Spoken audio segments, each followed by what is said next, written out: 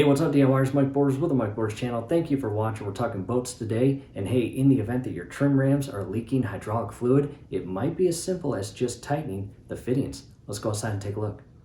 All right, DIYers, in the garage now, and in front of us is my grandma's 1989 glass port, and it has a 3.0 Mercruiser inboard inside there. And on the back, Alpha 1 Gen 1. Let's take a look. To the back hull of the boat, and DIYers, again, there it is, our Alpha 1 Gen 1 Outdrive, fully rebuilt top to bottom and everything in between. In addition, we have brand new bellows and shift cable. And we also have brand new trim rams, both starboard and port side, as well as their respective hydraulic hoses. And again, I want to show you how to tighten your fittings in the event that your hydraulic fluid is leaking out your trim ram at any location of the fittings. And coming inside here, to a close-up view of the hard-mounted fittings that secure into the bottom or lower portion of the transom directly in between the bell housing and transom anode. Coming underneath, there is our anode, as you can see there, and in our case we've got two 7/16 bolts. All you have to do is carefully unscrew those counterclockwise and remove them, and remove your anode. Don't drop it, it will break. And at that point you can gain access to your starboard side fittings as well as your port side fittings on the opposite end.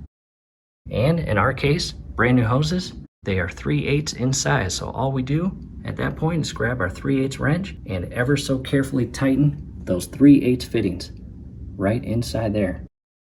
And DIYers, extremely important, do not over tighten those fittings. You can break them and strip them very quickly. And at that point, you're in for a whole nother project that you probably don't want to do at this point. So again, that is how you gain access to those fittings. Again, both starboard and port side.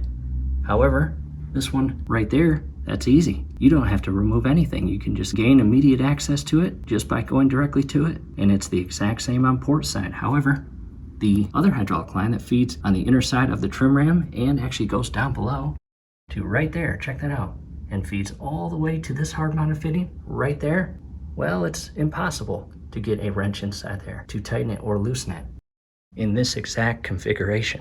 And one option you have is to remove your plastic cap, your 5/8 nuts, your washer, and your bushings on both inner and outer bars, and pull the trim ram out until a point where you can gain access to that fitting to either tighten it or loosen it. But DIYers, that might be more steps than you actually want to take. So what I'm going to do is position the camera and show you the easiest way to gain access to those fittings. And a big step back to reposition the camera to give you a full view of the entire Outdrive.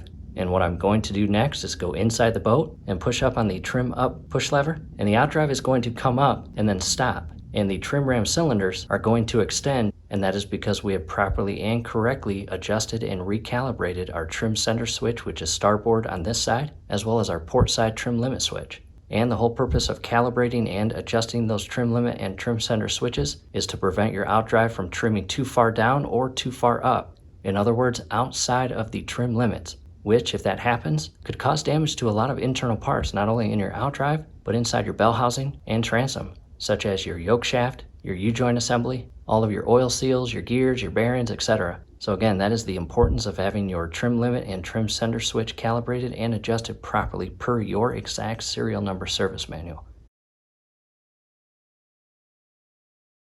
So again, I'm going to hop in the boat, push up and hold on that lever. The Outdrive will come up and stop. At that point, I'll wait about 3 seconds and then transition to the trailer push button and push and hold until the Outdrive comes all the way up and stops in the full up and trailer position.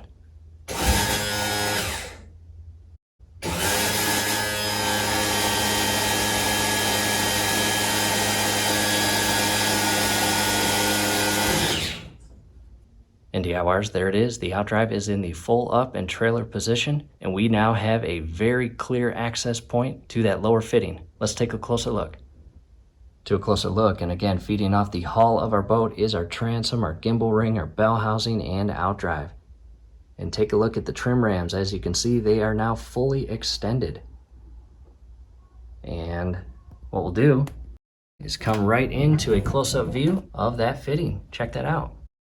As you can see, not only do I have direct access to this fitting to either tighten it or loosen it, but I can have access to the entire line to inspect it. And DIYers, again, ours is a 3/8 size, so at this point all you have to do is carefully insert the wrench onto the fitting as shown here, and ever so carefully turn it clockwise to tighten it. Again, do not over tighten it. You could actually damage the internal thread and fitting itself, leading to a nightmare.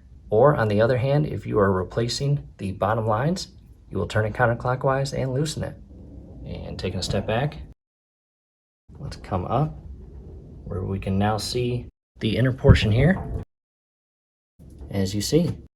And check this out, not only do we have access to the starboard side line, take a look at over there, we have access to the port side line and fitting. So again, that is how you gain access to the screws or fittings that are underneath your trim rams.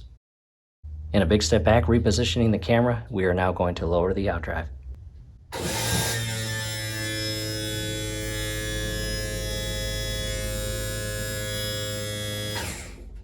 And DIYers, the Outdrive stopped, and as you can see, it is not touching the ground. Again, the trim limit and trim center switches have been properly calibrated and adjusted to a point where the Outdrive will always stay within the proper trim limit and center range. Again, the Outdrive is not touching the ground, and that's what you want. All right, DIYers, I'm back closer to you now, and really that's all we want to show you in this video. We hope this helps. However, for your convenience, DIYers, we have done a lot of maintenance and work to this Outdrive and bell housing and transom. And we're going to post several helpful links down below in the comment section as well as the description section. We will not only have part 1 to our full upper unit rebuild, but we will also have part 1 to our full lower unit rebuild. And on top of that, part 1 of our full bellows replacement project, which include our bellows, our shift cable, water tube, and more. So definitely check that out. That might be helpful for you. And in addition, we will have a step-by-step video on how to replace your starboard side trim ram and port side trim ram, as well as their respective hydraulic hoses. And why not, we'll also throw in the step-by-step video on how to properly and safely replace your entire anode set, which is extremely important to alleviate corrosion building on your entire transom and Outdrive unit. So take a good look at your anodes, and if they are corroded, we recommend replacing them. And again, that's it, DIYers. We hope this helps. Hey, do us a favor. Below the video, you will see that thumbs up icon. Click on that, like the video, subscribe to the channel. Definitely ring your YouTube bell. That would be very helpful to us. We'd really appreciate it. Thanks again for watching.